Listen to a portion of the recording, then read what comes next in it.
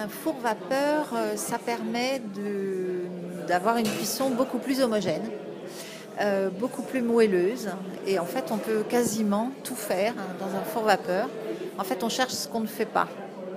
Il y a quelque chose qu'on ne fait pas dans des fours vapeur, notamment tout ce qui est meringues sèches, les macarons, les sablés.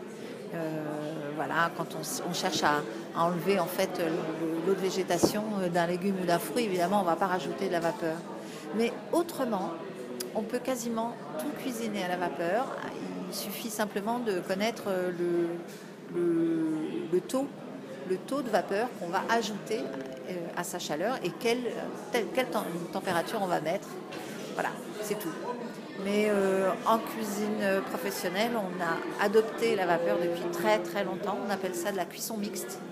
Et pour rien au monde, on ne changerait parce que ça nous simplifie énormément la vie. J'ai fait des petits muffins au pollen avec.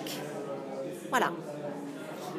J'ai fait ces muffins-là, et ainsi que la brioche, qui est une brioche au sésame noir, et ainsi que le pain.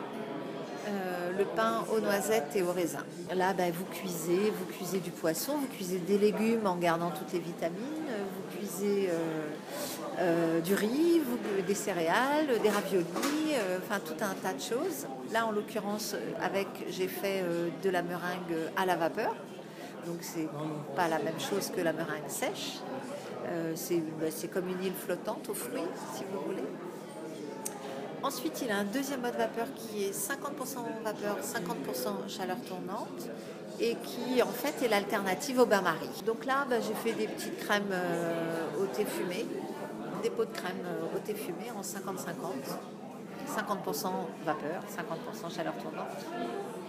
Et puis c'est le troisième mode qui est 25% de vapeur, 75% de chaleur tournante, qui est, on va dire, comme une chaleur tournante, mais avec le moelleux et l'homogénéité de température partout, grâce à l'eau, car ne jamais oublier que le meilleur conducteur de la chaleur, c'est l'eau. Donc là, on va parler de la brioche, par exemple. Donc c'est une brioche à la française, c'est-à-dire que j'ai faite au batteur hier, pour ne rien vous cacher, parce que après une toute petite poussée, une fois qu'on a introduit tous les ingrédients, n'est-ce pas, ainsi que le beurre, qui est très important dans la brioche, on laisse pousser une petite heure ou 1 heure, 2 heures, ça dépend un petit peu de la température et de beaucoup d'autres choses, parce que la cuisine est une science très versatile, on va dire. Donc une fois que ça a monté un petit peu, on met ça 24 heures au frigo. Et donc il va y avoir une poussée encore, mais très lente. Et en fait, cette poussée lente permet notamment de développer des arômes et de développer aussi une levée beaucoup plus homogène. Voilà.